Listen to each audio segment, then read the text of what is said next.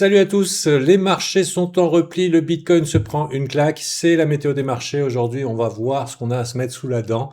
Est-ce qu'il y a des rotations sectorielles? Est-ce qu'on doit être en phase de prudence tandis que les taux des obligations américaines sont en train d'exploser à la hausse? On va voir un petit peu tout ça. Première chose dans l'alpha terminal, c'est cette rotation sectorielle. Déjà, on est passé en secteur défensif. Je ne sais pas si vous vous rappelez, la semaine dernière, on a eu parfois des journées où il y avait 9 secteurs sur 11 qui étaient haussiers, donc on était dans un marché risk-on à fond les ballons, avec une grosse domination de la tech et de l'intelligence artificielle. Et là, on est en phase, regardez, ce qui est fort, c'est l'énergie, consumer staples et financials. Donc c'est trois secteurs défensifs, donc le marché est en train de nous dire qu'en ce moment, on est en phase de repli, on est en phase défensive. Est-ce que ça veut dire que le bull market sur les actions est terminé? À mon avis, non. Et il cherche à établir son prochain support. Donc regardons un petit peu. Je vais mettre un point de vue macro. Donc définition d'une tendance haussière pour ceux qui dorment au fond de la classe. Sachez que c'est la création de plus haut sommet, plus haut creux. Ben, ça tombe bien. On a un nouveau plus haut sommet et maintenant on veut établir notre plus haut creux. Le point le plus simple qu'on pourrait se dire, c'est le test des 7000, notre fameux niveau qu'on visait quand on était par ici. Mais à mon avis, vu la force de la tendance, regardez un petit peu les replis comme ils sont bas, on pourrait sortir Fibonacci et identifier deux niveaux importants. Personnellement, sur une grosse phase haussière, je vais regarder 0,382, mais aussi on peut regarder le 0,236 qui est dans des cas de très forte tendance haussière, un niveau important à voir. Donc là, c'est complètement arbitraire ces niveaux, c'est des niveaux mathématiquement magiques, mais Fibonacci, ça marche bien. Je serais très surpris de voir le prix aller plus bas, et je vous dirais que je ne serais même pas étonné que le dip soit déjà pas loin. C'est-à-dire que en unité de temps de 15 minutes, on va voir comment ça se passe pendant la session américaine.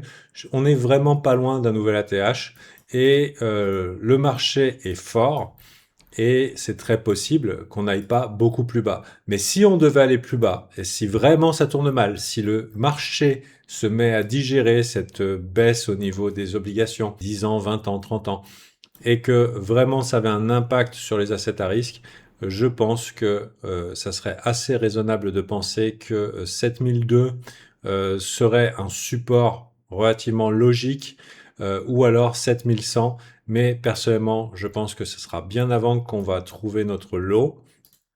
Ça ne veut pas dire que ça va forcément filer super haut après, mais consolider un petit peu comme ça de manière un petit peu horizontale. Et regardez sur le Nasdaq, ça nous emmène ici à 28 000, 27 000. Voilà, ça serait pas déconnant que 28 000 chiffres ronds. Le Nasdaq nous emmène là-dedans. On a quand même beaucoup d'actions de la tech qui sont très étendues, enfin qui ont eu des rallyes qui étaient très ambitieux, sans le moindre repli. Sur une respiration, ça serait pas déconnant. Mais attention, j'ai vu des gens qui annoncent déjà le bear market, etc. On parle pas de bear market encore. C'est des choses qui viendront en leur temps. En attendant, les secteurs qui portent, c'est l'énergie. On voit une force et une reprise au niveau de ExxonMobil Corporation, qui a été le premier bénéficiaire et l'anticipateur du rallye sur le pétrole. Si je vous le mets en comparaison, vous allez voir.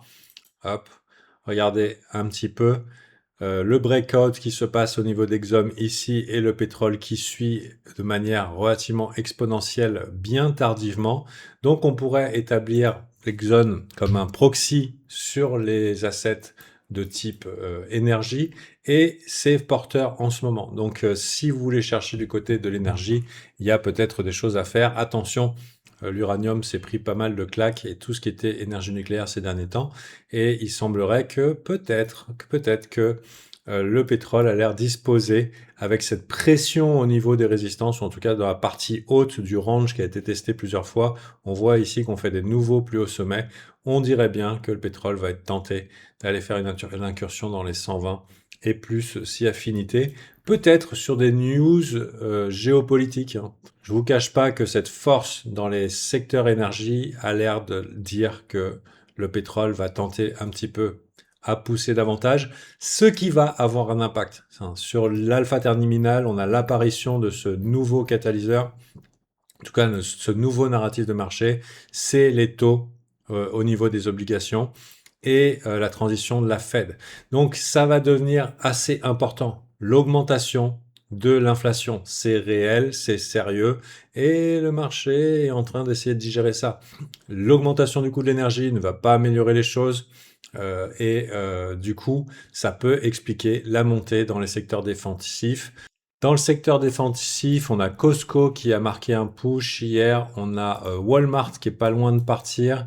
Je dirais aussi que les vendeurs de clopes, ça marche bien en période de dip, enfin en période de chute sur les marchés de la tech.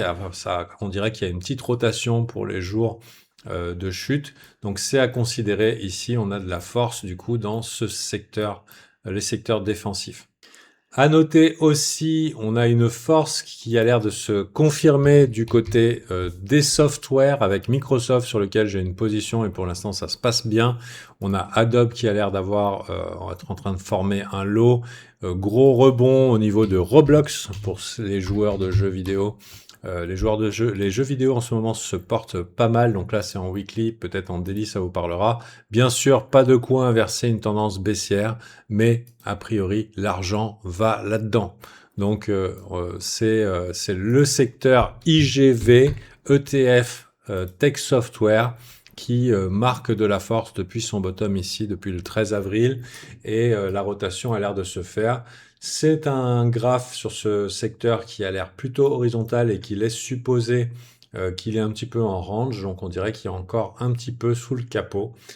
Oracle aussi, c'est un bon compromis entre un mélange de tech et un mélange software, donc à voir si lui aussi bénéficie de cette force. Voilà, un petit peu. Bitcoin aussi est en tendance haussière, en structure haussière weekly, vous voyez le W bottom ici, et lui aussi cherche à le faire un nouveau plus haut creux. Le problème, c'est que c'est une asset class qui est dominée par des acteurs de marché qui sont doués et qui trouvent leur avantage à prendre la majorité à revers, et on a vu mardi dernier que le sentiment avait switché quand ça a commencé à parler de Golden Cross de partout sur YouTube, et que les gens, enfin disons que les influenceurs sont passés du côté boule de la force, et ben ça a pas manqué. On a reverse directement, et le problème c'est que il semblerait que le job au niveau du sentiment sur Bitcoin n'a pas été encore fait. Je vise un nouveau high ici, je vise une consolidation pour aller chercher un nouveau encore plus haut sommet là, mais pour l'instant on a un funding qui est encore très positif sur Hyperliquid et sur Binance. En tout cas, on a vu bien sûr par le passé plus haut, mais dans les conditions actuelles d'un marché crypto abandonné, délaissé, et je dirais pas sexy, hein, il y a tellement mieux à faire sur le marché de la finance traditionnelle que c'est beaucoup trop élevé. On voit aussi des charges d'OI significatives sur des mouvements qui sont relativement faibles. Regardez ici, charge d'OI, faible rebond, ça tente encore, ça tente encore. Ouais, là, on a une grosse charge d'OI sur Binance. Ils ont essayé de porter le marché. Il y a eu zéro impact sur le prix. Rien que récemment, Saylor vient d'acheter pour 2 milliards alors qu'on s'est fait massacrer. Il se plaignait il y a pas longtemps sur Twitter que il n'avait pas d'impact sur le prix en disant que c'est parce qu'on ne peut pas manipuler le prix du Bitcoin. J'ai le regret de vous annoncer et de lui annoncer qu'en fait, il est très manipulé ce prix de Bitcoin, sauf qu'il ne l'est pas à son avantage. Donc, pour l'instant, on est en mode repli. Si on devait mettre un niveau de FIBO dessus, il serait peut-être plus raisonnable d'aller chercher le 0,5, le 0,5 ici, ou même carrément le 0,618 qui fait pas plaisir, parce que tant que les gens switchent pas et ont pas peur ou repassent pas en mode full bear sur la crypto, malheureusement, on va pas trouver de l'eau ici. Donc on est dans un marché crypto dépression, encore le moins sexy des assets pour l'instant.